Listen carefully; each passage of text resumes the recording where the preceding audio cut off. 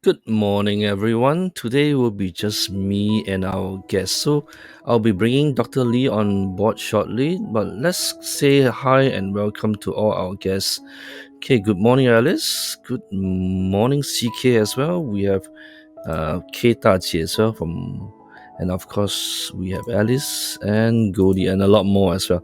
Thank you very much for coming on our show. And now let's carry on with asking what we have for Dr. Lee. Let's bring him on board.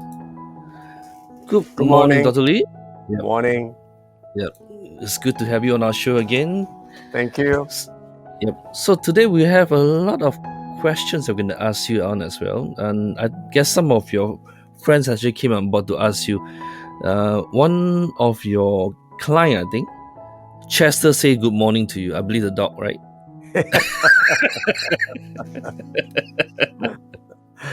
Yeah. It's always nice to have your patients and their fur kids coming on board say hi to you too. Okay, so let's look at what are the things that we can talk about today. Today we'll be finding more about your passion. So Dr. Lee, tell us more about passion-wise. How does passion drives a person? Well, I mean, before we talk about it, we need to understand what passion is. There's, Okay. If you go and look up the dictionary, there's so many different, similar explanations for descriptions for passion. Passion actually involves the mind, the body, and the soul. I mean, it's passion is just not a feeling. It goes beyond that. There are 4 chemicals in your body that you need to have or elucidate regularly in order to get happiness. The first one of them is actually endorphin. Endorphin comes from hard work, exercise. The other one, chemical, is dopamine. Dopamine comes from achievement. When you achieve something, you release dopamine. Serotonin. When you do charitable works, when you look after someone else, not your own, you release serotonin. And serotonin is the chemical that helps you sleep at night. If you don't have enough serotonin, you have very restless sleep. And finally, the 4th chemical that your mind produces, which is important in your happiness and indeed longevity, is oxytocin. Oxytocin is released when there is compassion, when there's love, when you touch someone, when you embrace someone. That's serotonin. That's oxytocin. We need a balance of all these 4 chemicals. And any imbalances in our lives, or you're missing these chemicals, you are going to be unhappy. You have sleepless nights, and you have trouble working. So passion is the one thing that encompasses all of these chemicals. So I'm saying it affects your mind, it affects your body, and in fact, it affects your soul. How you eventually see yourself and others see you. How you see yourself when you stand in front of your God. So passion itself is extremely contagious, if we didn't know that already. Passion, because it's so intense, it's intense enthusiasm. It's an intensity that creates a very intensive vibration that you will send out. This vibration, you can feel it. It's contagious because you have a very passionate leader giving a very passionate talk. Everyone in that room is affected in a positive way. And it's the driving force that gives us direction. It is the driving force. Passion is the one that gives us creativity. Without passion, there is no creativity. Passion is the one that gives us success. If you have no passion, you will never be successful. And in your emotional compartment. Passion is the one that gives you deep love. Mm. Without passion, your love is very, very shallow. Your feelings for your partner, for your children, or for your workforce, or for your loved ones is very shallow. You need passion to drive it, and passion is all of the above. Okay. So how does one find their own passion? Well, I think the first thing we need to do is recognize our limitations. We all are good at certain things and not good at others. So recognizing and accepting your limitations is the first step. Secondly, what are you good at? Recognizing your limitations is one thing. I'm talking now in general. We're not talking about relationship now. We're talking about work. What are you actually good at? You need to ask yourself. What are your dreams and what are your aspirations? All of us have them. There's not one of us in this planet that doesn't have dreams and aspirations. And even the people who are autistic, who are handicapped, have dreams and aspirations. And there are things that they're good at. I know a lot of people, children who are autistic, but they're incredible artists. They're incredible musicians. They're incredible mathematicians. So we need to recognize that. If you yourself recognize these things, then those are not your limitations. Your limitations are things that you're not good at, that you don't aspire to. But let's, for example, you're in the work that you don't like, that you're going through the motions and you're waiting for the day to end. There's no passion in that. When there's no passion, there is complete abject negativity. And when you have negativity, there's very low productivity. And it affects you mentally, physically. It affects the chemicals you're producing in your brain. And everybody around you can feel that negativity. So how do you, and if you are in the situation that you're trapped, you cannot get out of it, what do? Look at your work from a different standpoint. What is it about this work, that something in this work that you may be interested in? What is it about this work that gives you negativity? Maybe it's time that you yourself look at it in a positive way. Bringing positivity into your life, into your work, can actually change it around. All of a sudden, you look at it in a positive way. You stop looking at all the negative points, because the more you look at negative things, the more negative everything else looks. Doom and gloom. But if you start looking at the bright side of things, it's possible with everything. All of a sudden, you start being more productive. All of a sudden, you feel differently about people around you and the people you work with and your bosses. All of a sudden, you look at what you're doing to be more interesting, to learn to be more encouraging, not to just people with you, but yourself. And all of a sudden, you develop a passion for what you're doing. And that's what I'm trying to say to people who are stuck. They feel that they are stuck and they have to move on. Yes, if you can move on, move on. But not everybody can move on. You can bring a light into where you work. I mean, even prisoners. There are prisoners who look at their prison cell and suddenly decide, no, this is not who I am and what I want to do. And you bring a different aspect into your jail time. You read books about these people all the time. There's always a flip side to the coin, is it? Exactly. And we need to start looking at that. And then comes passion. You think passion comes when your chemicals in your brain start changing. Makes you have a better sleep. Makes you feel better about yourself and others. And you get a sense of achievement. Yeah, one of the key things I can say is like what you mentioned about looking at the flip side is to look at being grateful for whatever that we have. Yes. Having gratitude will also be one way to shift yourself from a state that you do not want to be in. Because sometimes when you feel so out of place in a job that you don't want to do, and you are lying in bed, you just don't want to get out from bed, So, what then can you be grateful for in an environment that you're in, be it at work or the relationship or the people that you meet, for example? That will Exactly. indirectly shift your state to something more positive and indirectly brings you to find what is missing, the element of passion, for example.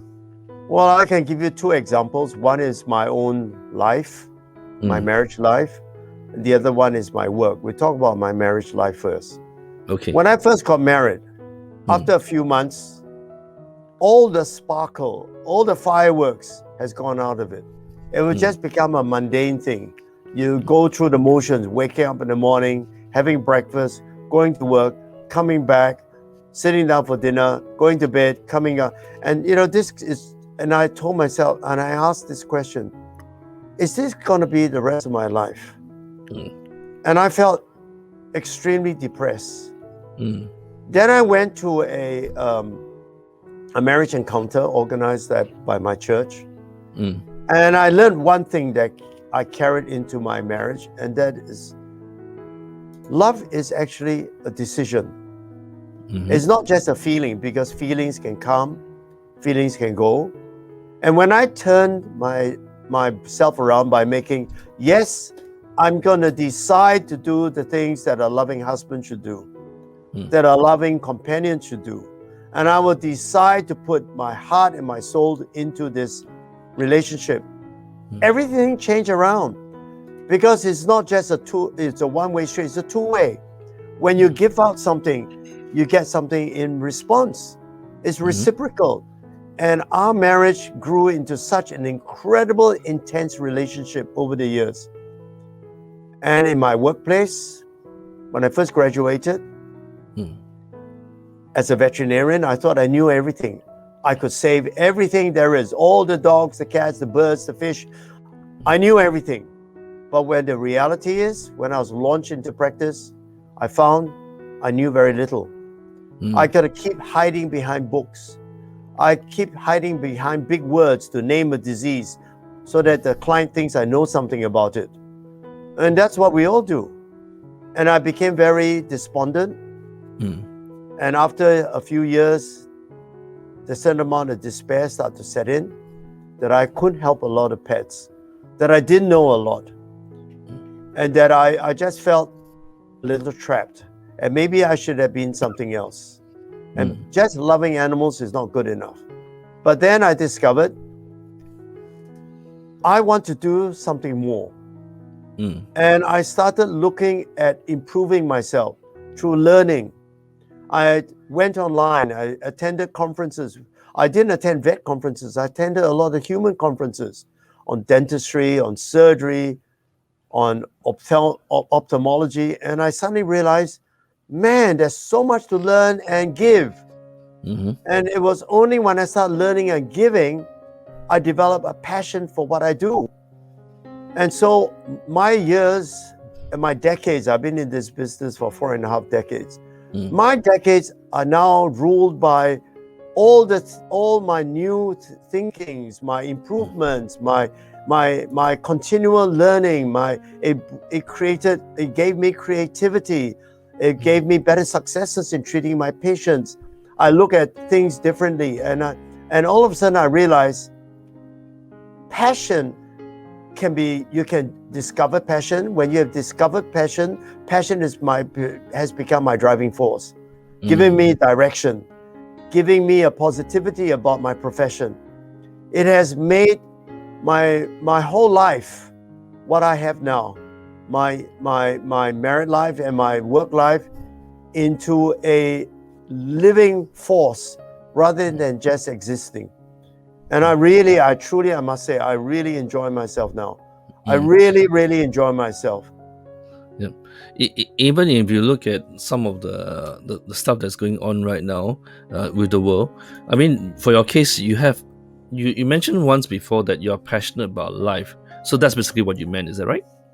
I'm absolutely passionate about life. I'm all about living. You give me something, a challenge, nowadays I'll find a way to circumvent it. You tell me that this cannot be done, I'll tell you it can be done. I'm now all of a sudden I learned to look at something from another point of view, to bring a positive into the negative.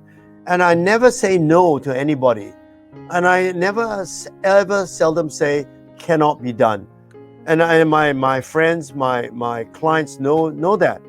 I always say be positive, because sometimes there's always a silver lining, even in failure there's a silver lining. And I realize it's there for everybody. It's not just for me, if you just accept it and discover it. Yeah, like what you mentioned about failure. I remember, is it Albert Einstein? Yeah, oh, this Thomas Edison. I did not find 1,000 way that I failed in building the light bulb, but found 1,000 way that did not work, so that I can get the light bulb to work. Well, you have to remember, it is because of passion we have inventions.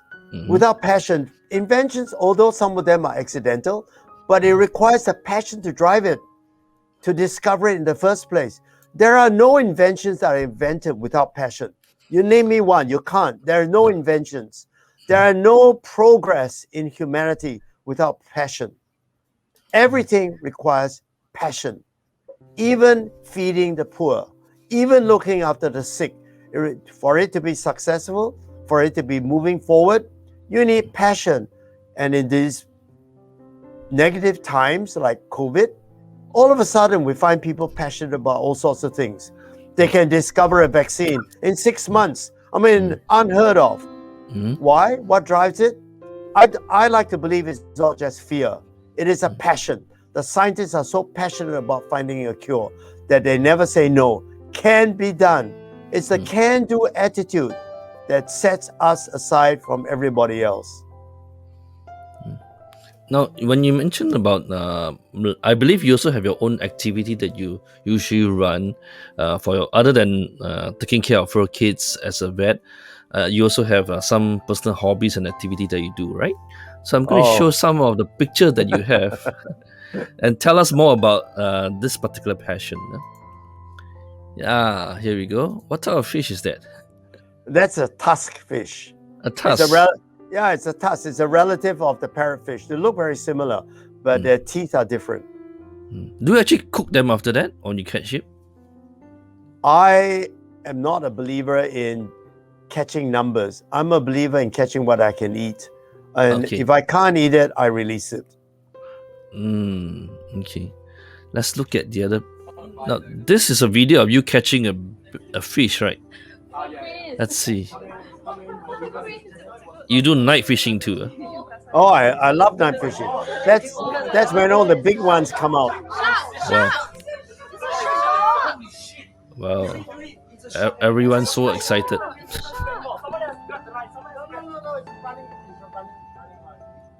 It's a very light gear I'm using. I'm using a 10-pound line. The rod is also very light, I realized. A very light rod.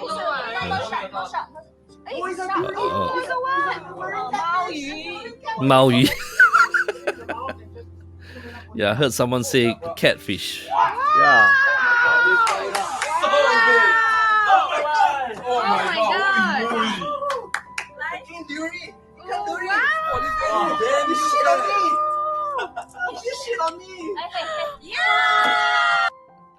Well, anyway, that was the way it was hooked, gapped. We gapped it from the underneath because we didn't want to hurt it. Anyway, we released it. Okay. Yeah. So this is also another fish that you catch as well? Oh, this one I ate. Yeah, it's a nice eating fish. It's a sweet lip. Okay. Sweet lip emperor fish. Yeah. Oh, it's a nice size fish. Yeah, it's a very nice fish. Good to eat. Okay. We have another one which you catch in the daytime as well, right? Yeah. This was the first. Once you go out, then straight away go down already. Okay, go down. Straight away go down. Yes. It was a similar fish to the first one you showed. Okay. It's a bigger one. Yeah. Again, I use very light line, 10-pound line, very light rod. I believe in giving the fish a chance. Okay. So they can actually. Yep. And sometimes they break off. I mean, I enjoy this. I enjoy a game of challenge. I don't believe in using very heavy line or a net to bring them in. No, I think that's wrong. Okay. Well, unless you're catching it for survival. Then you use a net.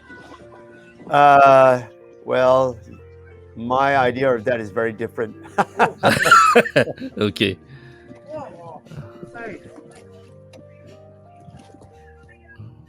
Yep. So let me just come back to. So you enjoy fishing, I love right? fishing Mm. for many reasons. Mm. Because most of the time I work in a room, air conditioned, and I Mm. really don't like that. It gets me to go out to get some fresh air. It gets me to be around people. I'm a very social animal. I love people. And it gets me to interact, talk about nonsense, Mm. rather than talk about work. It gets me times to reflect. It's I said it earlier in some of your other sessions with me. It's a form of meditation. It gives me time to reflect because there are times I go out, I catch nothing, but I enjoy myself. I sit there, I look at the water, I concentrate on the rod rather than my navel. Mm. That's all I do. I just sit there. I can sit there for 1 hour to 5 hours to 6 hours. I don't feel tired. And my mind is constantly at rest. I'm in a very alpha mode. I'm in a Zen mode. I think of nothing. All I think is peace. And occasionally, when there's a problem, I do problem solving in that environment because there's no disturbances. My mobile phone is not ringing. I don't have to have people asking me questions. I'm just there by myself. And I love that. I love that feeling of serenity and peace and absolute in touch with nature. So when it comes to someone with who's not able to find their own passion, will picking up a hobby helps them? I think a hobby is a way of release, and everybody must have a hobby. Mm. It doesn't matter what it is. So for some people, it might even be shopping. That's good. Retail therapy is excellent. Go out, walk around. You may not buy anything, but you enjoy yourself just walking around slowly with a couple of friends, having a silly conversation about shoes and dresses. But to me, it's not silly. It's absolutely important for your mind to turn around and think about something more mundane. Or some people, their hobby is just finding different restaurants to eat. That's good. Mm. There's nothing wrong with that. Some people, their hobby is walking. Great. Some people hobby it's simpler than that. They go online, play a game, or play mahjong, or play card game. That's absolutely good. Your mind needs time to change. It needs Yep. time to take on a different shift. Yep. When you mentioned about mahjong, my mother-in-law loved to play bridge game. So it's a lot of interaction with a group of folks around, and you get to learn about all the tricks that's available as well. It's quite amazing when you spend time with people associating with it because we're all social creatures. When you're doing that, remember the 4 chemicals I talked about for happiness. All Yep. these chemicals are involved in a mahjong game. Mhm. You embed dopamine for achievement when you win.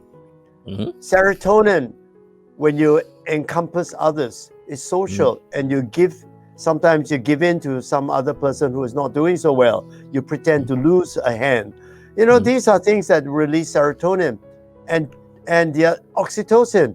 When you're in a social area, when you're actually going out there, loving all your friends, interacting with them, you release a lot of oxytocin.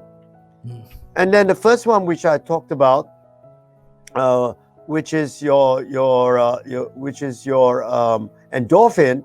Endorphin is involved when you do manual work. I think you release some endorphin when doing all that shuffling and. Yep. But what the heck? It brings happiness. That is to be very important. You need to be happy. At least a couple of times a week. You need to be happy. I like to be happy every day. Yep. Every day I save an animal, I feel so happy. Now, some of our audience has said here, and they mentioned thank you to you. Esther said, thank you so much for your passion. It's so true that I've known you for years with my fur kids coming to you. I've learned so much from you. You have also Denise who says that over the years we trust you are the most amazing. Thank you for sharing. You are a treasure. So you have a lot of guests who come in and say thank you to you. Thank you, people, for your compliments. So now tell us more about your work. as a researcher? I believe you're a researcher, right? Well, as I said before, my passion drives me in many directions. Mm. And as I said in the beginning, I realized veterinary science is not just about graduate and earning a living. No. It's about discovery. It's about learning. And one of the areas I'm interested in is discovering new methods of saving my fur kids. And I've been doing a lot of research, clinical research, personal research, laboratory research. And my research involves producing nutraceuticals that will really help. I'm not involved in all this massive advertising and selling. No. I produce stuff that should and must really work. And that's what I'm interested in. My second line of research is laboratory research, where I actually go in and produce immuno cell therapy agents. I produce immune cells, and these cells are for cancer treatment. And I've been working on this for the last 4 or 5 years, coming to 5 years now. We've been researching actively how to grow these cells, using them in clinical trials, getting the results. If it's not, back to the drawing board. And I love this. It drives me, because with my passion in this, there are so many of my fur kids that I've saved. Many of these fur kids should and would have died by now, but many of them are still alive because I threw myself into this, and it makes my life, my profession, complete. It completes me when I can go out and actually do something. And the only way to do this, you need to go beyond what we learned at university. That is just the beginning. We need to go beyond. We need to look at other areas, other areas of science. We need to drive ourselves. There's got to be an answer for many of the diseases our fur kids are suffering. And it's unfortunately for some of us, it's become a business. For me, no. It's a mix of pleasure and business and achievement. And I'm a doctor, and I'm a doctor first before I'm a businessman. I think that sets me aside from some of my colleagues. I think it's important to remember, as a doctor, I'm a healer. I'm not a drug peddler. I don't just prescribe medicine. I think it's important that we heal. Healing comes from healing the mind, body, and spirit. And it's not just for the owner that of course that's happening for them. It's also happening for my fur kids. I try and heal them mentally, physically, and I think in many instances I actually touch their soul. That makes me a healer. During our first interview last year, you mentioned that whatever that's affecting the parents also indirectly affects the fur kids as well. So if the let's say the individual owner who's having stress or anxiety, it will indirectly also affect the fur kids. Correct? Absolutely. And vice versa. When the fur kids get well, the owners get well. I mean, it's important to know that it's a symbiotic relationship between the parent and the fur kid. And you must also remember there's a third equation here. That's us as a veterinarian. We must enter into this symbiotic relationship with the other two. So we're part of this relationship between ourselves, the owner, and the fur kid. And this, only in this triangle, only in this triangular relationship can there be success. Even in failure, there is success. A lot of my fur kids actually die because the diseases are so overwhelming. But despite death, in this death, there is healing for myself. There's healing for the parents. And and that's why I'm against people rushing in to euthanize an animal quickly without exploring other options. I mean, that's the easy way out for you. It's an easy way out for the fur kid, but it's not an easy way out for the parent. I think it's really important for us to remember that as veterinarians, we are all dedicated to our profession, and dedication means you recognize all the aspects of healing. Denise mentioned something that's quite interesting. True, when my dog had gingivitis, my mom and I had teeth issue. I, this is not just dental. When the dog has severe depression, because they get depression as well, and because the immunity falls and they develop all sorts of other conditions, and then you suddenly realize, let's look at the basis. What's the basis? Why is this dog keep coming back with skin problem and eye problem and teeth problem and gastrointestinal problem and diarrhea? Then you ask, are there moments of stress in the family? Then you suddenly realize, then the owner admits, because I asked in a very nice fashion, we are going through a divorce. And Okay. the poor fellow kid is trapped in the middle, absorbing all this negative energy that is in the household. And the poor kid develops illnesses, just like children. They are children. And then I have seen many cases where someone has a really bad knee, and then the dog will be limping on the same knee. It's like, what? In the past, for maybe nearly even 20 years, I dismissed that as coincidental. But since I opened my eyes and I suddenly realized this is not coincidence. It happened on such a massive scale that the only thing I could think of is I go back to my original concept of vibration. Vibration, the energy that you put out, is a vibrational energy. It comes in your passion, comes in your illnesses, comes in your depression, and it's actually contagious.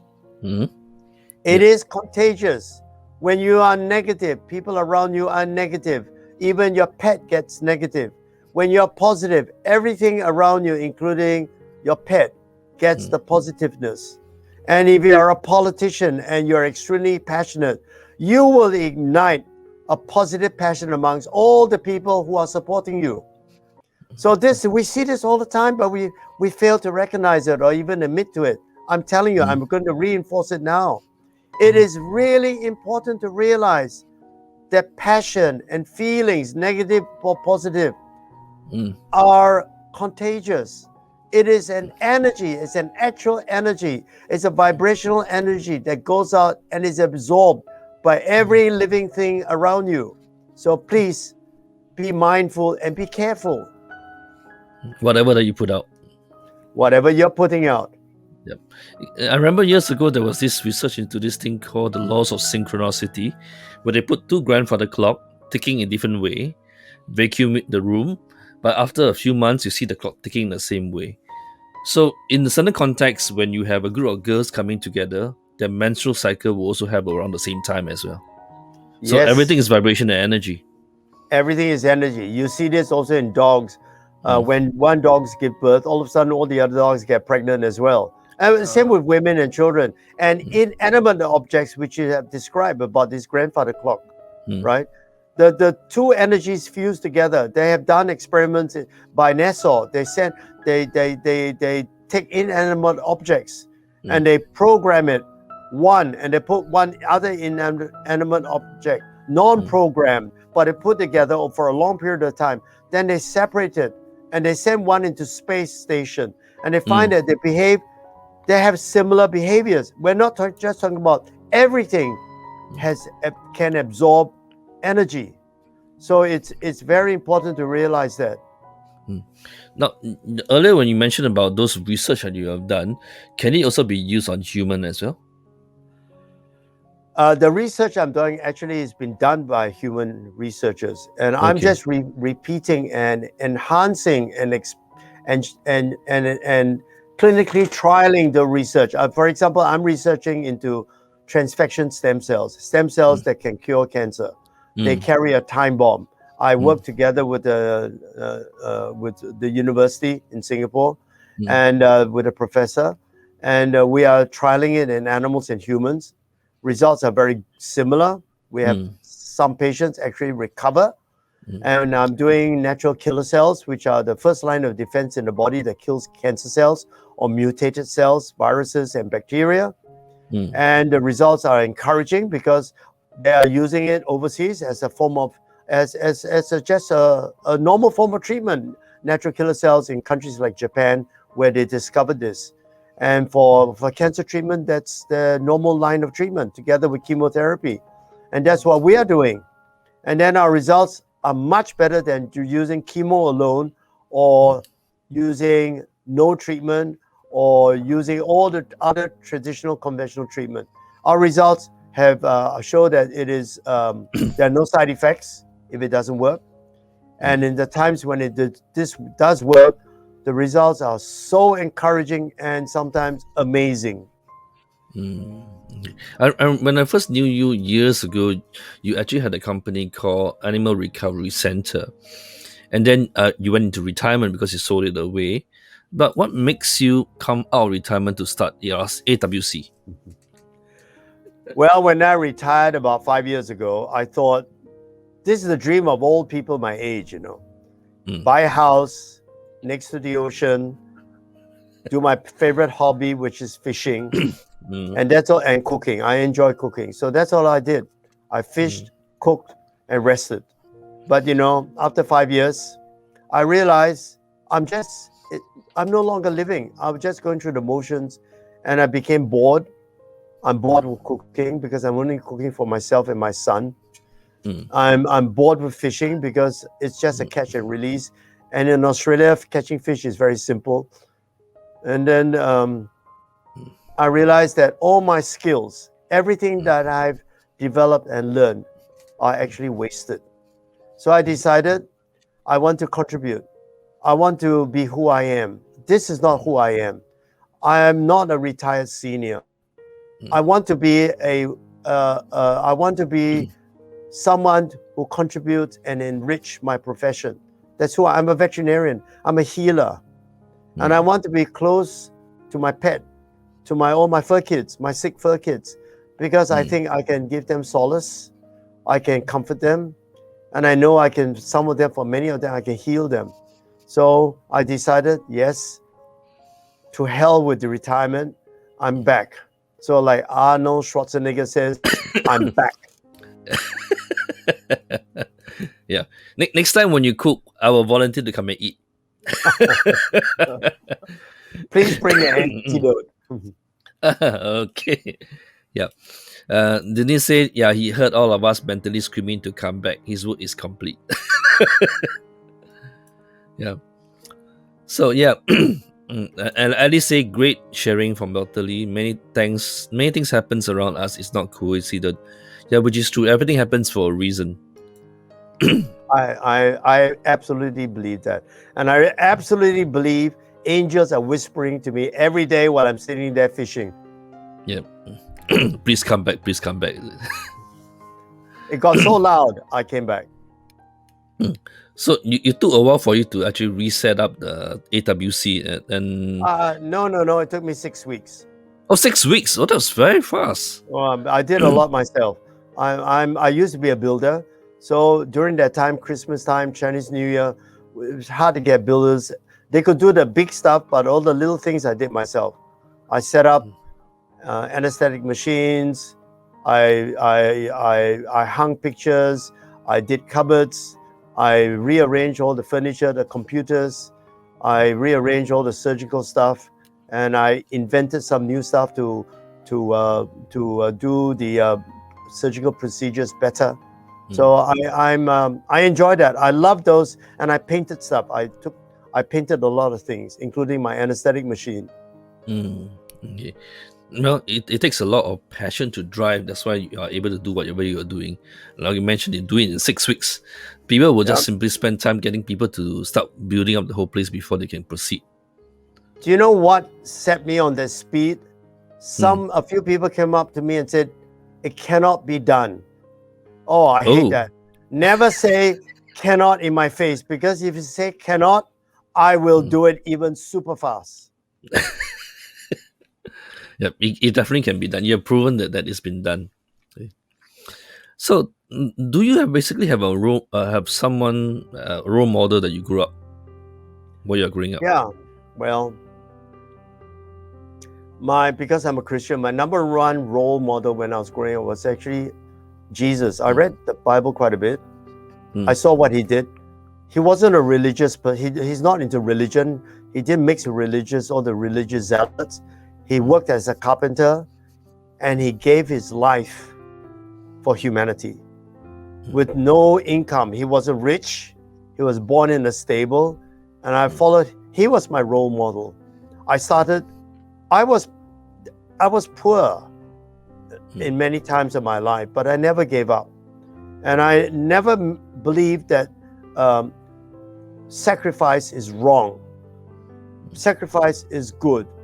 And my second role model, which I carry, that helps me with all the guiding principles and integrity, is my father. My father is a very well-educated journalist. He's a writer.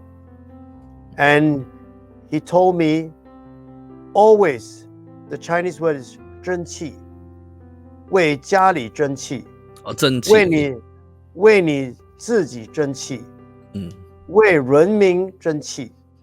So he wants me to always be out there and never let anybody look down on me, my family, or my race.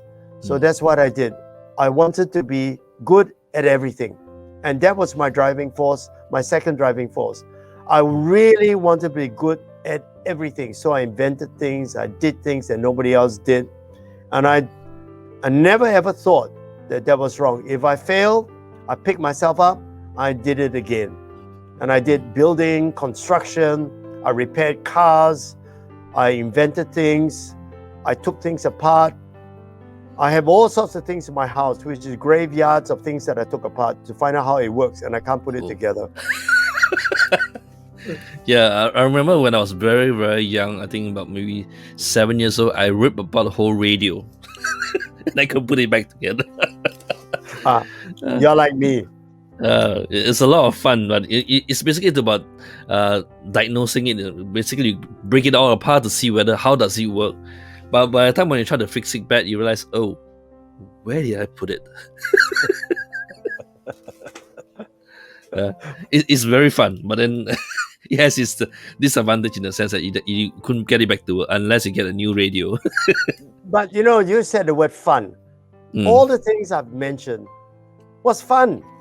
Yep. Painting, building, because you're achieving something and you do it with your hands, and you realize when it's finished, it's like, I did it. I did it. Of course, nowadays I should say we did it because I got help from up above. True. And it was it's been a journey. Life is a journey, For me, if I was going to write my autobiography, which I am, in the process, I'm looking for a ghostwriter. It is actually extremely fun. My whole journey, there are no regrets. Everything I did was fun. It was enthusiastic. I had a lot of passion. I'm passionate about so many things. I run 4 companies, and I'm absolutely passionate about all these things I run in these companies. And my work, I love my work. I think if you took my work away from me, you will take half my life away. I enjoy what I'm doing. I don't mind coming in late at night helping a poor patient. I really don't mind. Of course, there are times I just physically cannot because I'm just so worn out. But this is the thing that keeps me alive. By the way, if people ask me, Dr. Lai, what keeps you young? This keeps me young. Passion keeps me young. When your dad told you to 争气, right, for yourself and for the rest, what makes you decided to pick up a veterinarian of all the other? As I said, I know my limitations. I do not like maths. I hate maths. I do not. Okay. I did not like language. I hate math. My father is a Mandarin speaker and a lecturer, but I failed Mandarin all the time at school. So I'm not a linguist. No, I'm not a musician. I tried to learn the piano, but the teacher threw me out of class after I told my mom, take him out because he's not going to learn anything. So I know I'm not a musician.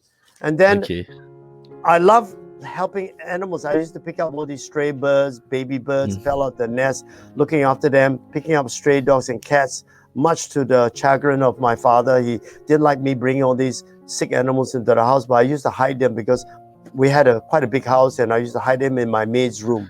And I told my maid, you never tell mom and dad. So I steal things from the dining table and go and feed them. And I love this. I love healing. So when my brother and sisters had a cut and all that, I would go and bandage them up and did all these things because I saw it, watch it on TV, Dr. Kildare in those days, TV series. And Okay. and when time came to me to make a choice, this was at high school, I chose veterinary medicine, and the second was medicine. So I chose veterinary medicine. If I didn't get through, I would choose second choice was medicine. My third choice was engineering. I enjoy inventing things, taking things apart, putting it together. But fortunately, they chose me for veterinary science. And when they chose me, all my father's friends in Singapore, this is in the 60s, told my dad, no, don't let him learn veterinary science. 中国人说这个兽医是没有出息的, you know. It's a shameful profession. Why doesn't he do medicine? You know, it's the next best thing. Why did he choose that? So my dad says he was good. He was a very open-minded Chinese. You know, he says, I will let my son do whatever he likes. Wow. Because I think if you look at the history of my dad, one day I'll share with you, he did a lot of things in his life, and he followed his passion, and he became a very good writer, very good playwright, an excellent author. So I saw that in him. I want to do that. And when I finished graduating, veterinary profession was still not a very developed profession. We didn't get paid very well. I think my salary as a new graduate was getting $7,500 a year. Whoa. Okay. I could hardly survive on that. I worked for I worked for a charitable organization, RSPCA, which didn't have a lot of money, but I didn't mind. I learned a lot. I did a lot. And then as the years went by, veterinary profession got more and more recognized. And we as veterinarians got more and more recognized. In the early days of veterinary science, we were not called doctors. We were not allowed to be called doctors when we graduated. So they call us by our name, Mr. Lai, or never Dr. Lai. But over the years, that evolved as well. And then eventually we were given the title doctor. It took many years. And then now, of course, that's all water under the bridge. The profession is one of the fastest growing profession in the world, and one of the most recognized and respected profession in the world. So we are vets. We can find vets everywhere, not just as in clinics, in research, in medicine, in environmental groups, in zoos, in all sorts of areas, in biological inventions, in even working with the army, where there are vets everywhere now. We're so well versed. Yep. In actual fact, when you look at a vet who has gone through quite a fair bit of seeing fur kids who pass on, some of them also get emotionally attached to the fur kids as well. So I think there were some cases where vet actually pass on when they have their own suicide. So what is your take on that? Well, as I said before, you need to release the 4 different chemicals in your brain in order to find happiness. And that's true of the profession as well. Unfortunately, in our profession, if you don't look outside the profession, you don't make yourself better. Don't look for better things, newer things to do. And you get stuck. Eventually, you're just stuck in this hole. You develop a lot of negativity, And negativity feeds on negativity. And eventually you feel so hopeless and you take your own life. Because you don't release the chemicals. There's no passion. There's no longer any passion in your work. There was passion when you went to university. You knew what you wanted to do. But then you limit yourself. You set limitations. Remember I said about limitations? You limit to yourself the things that you don't like and can't do, but don't set limitations to yourself in what you can do. Just keep on growing and make yourself better and attend other conferences. Don't limit yourself just to veterinary conferences. It sometimes can be so boring. And then look beyond. Look at other disciplines. Look at the arts. Appreciate people. So one of the things that I learned about 10 years ago, that the highest suicide rate amongst professionals is amongst veterinarians. Yep. Because as I said already, some of us are so negative. Negativity feeds upon negativity. You get all these patients you can't help. they die, hopeless cases. You feel that you're absolutely not able to do anything, and there's hopelessness turn inwards to yourself. And Yep. then one of the things I learned when I was a vet, that when pets die, especially today, fur kids, the owners, being the parents, are extremely affected. How do we help them? We're not trained in this. We're not Correct. trained in social circumstances. We're not trained in looking at people with all their different emotions and anger and disappointment and fear and sadness. We're not trained in all of this. Why not? I mean, that's a question I keep asking all the universities. So what I did, I trained myself. I did a counseling course. I graduated with a certificate in counseling. I trained with a very good group called Counseling and Care. They were running counseling courses. I graduated with my wife. So we started a counseling center for youth, for young people. And this really helped me in my profession, looking at why other professionals are entering into this spiral, and how to handle our owners of patients who are dying.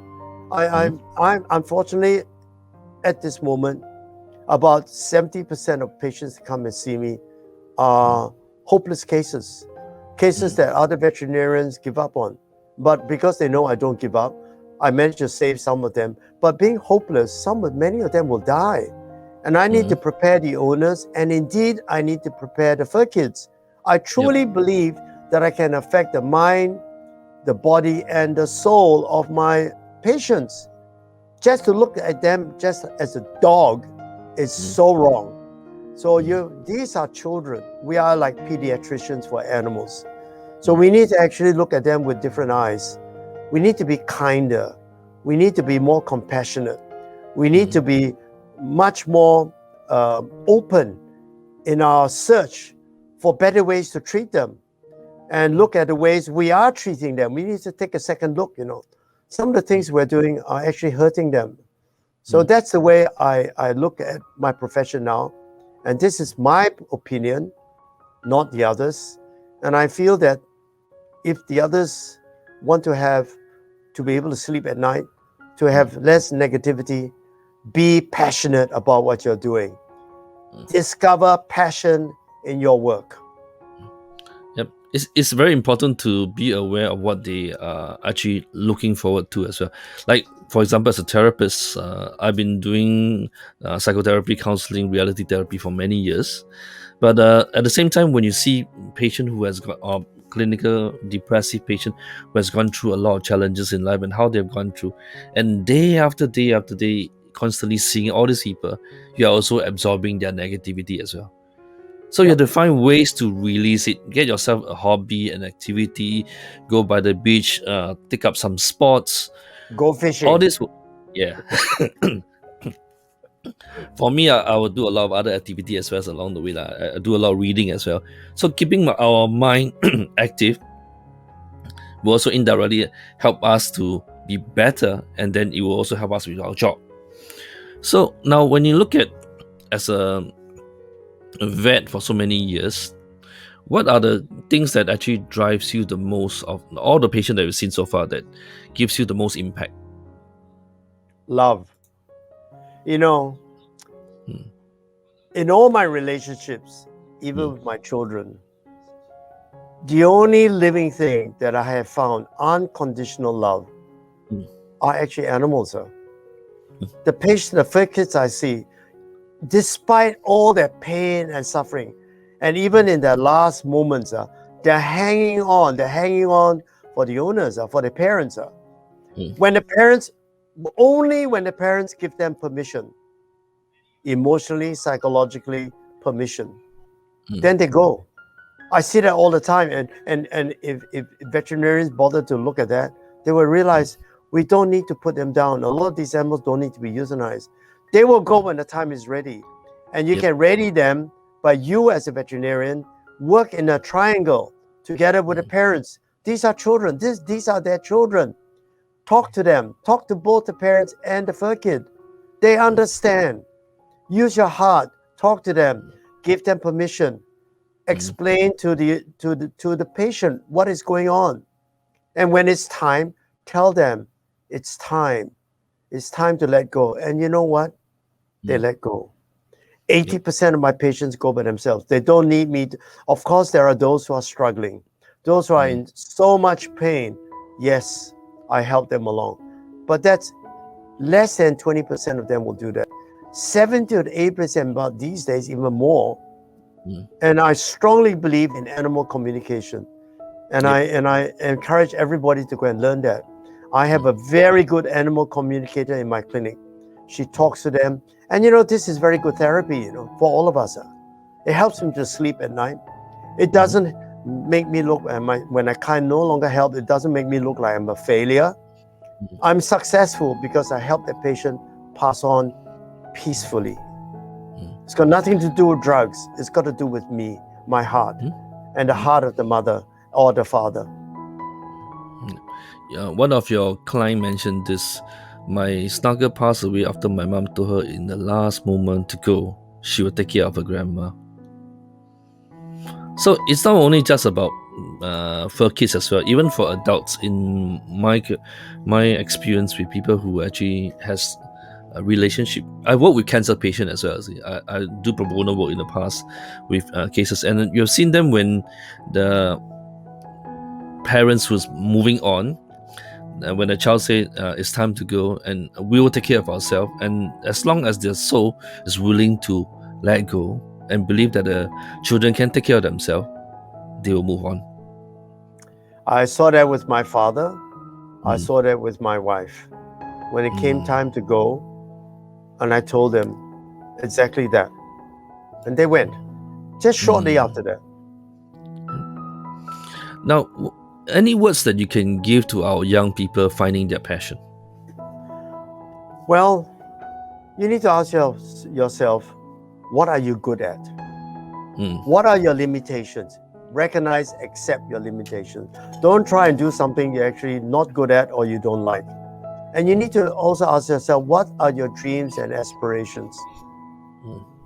Finally, find a hobby to help you get out of that rut. Find a hobby that you're passionate about, but make sure it doesn't become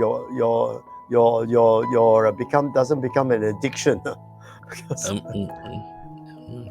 It's quite interesting to see how people pick up different type of hobbies along the way. Recently, there's an increase in this thing cosplaying, where they dress themselves up like a robot and things like that. Excellent. It takes a lot of passion because they will spend time just simply cutting up cardboard, painting it, fixing it on themselves to make it look like a robot. It takes a lot of effort. Well, because it's really allowing your inner self, which is suppressed for so long through our educational system, by our parents, by society, to actually come out. And I tell you, this is fantastic, because only when your inner self comes out, that you can truly be free. Freedom is one of the things that gives us happiness. And freedom is not about doing marching in the streets and rioting. No, that's not freedom. That's stupidity. That's destructive. Freedom is not destructive. True freedom builds character. True freedom helps humanity. True freedom helps you to survive. I think that's very important. And I see that when people do karaoke. Karaoke is a freedom, and these people are really, a lot of them are really bad singers. And being Asians, how we are very, very shy, right? I know that because in my audience, when you ask question time, very few people put up their hands, so shy. But put them in a karaoke lounge, give them a glass of beer, and man, in the worst voice, in the most screeching tones, they sing passionately. I enjoy that. I watch them. I think that's so good. Cosplay is the same. I mean, in their real life, they're not like that. They're probably shy. They probably feel unappreciated.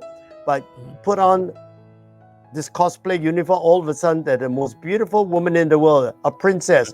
Or this guy becomes a hero, he's a prince. I mean, this is good. This is good. This is one of the ways of escape. And I think this sort of escape, it's good. Go and get free. The key thing about this is self-acceptance, accepting themselves for who they truly are. Yes. All right, great. So we have actually come to the end of the show. Thank you, Dr. Lee, for coming on our show. Thank So you. next week we'll be back online with Jiu Jin as well at 10:30 a.m. on Power Tree, and Dr. Lee will also coming back on next month as well at the end of the month to talk more about his wisdom and sharing with us. So thank you, Dr. Lee, for everything, and thank you everyone for coming on the show. Have a good weekend. Have a good weekend, everyone.